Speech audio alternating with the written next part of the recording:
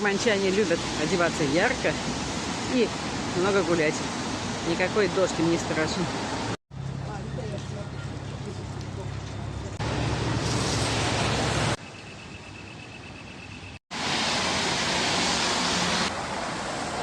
А потом они пошли там дрова.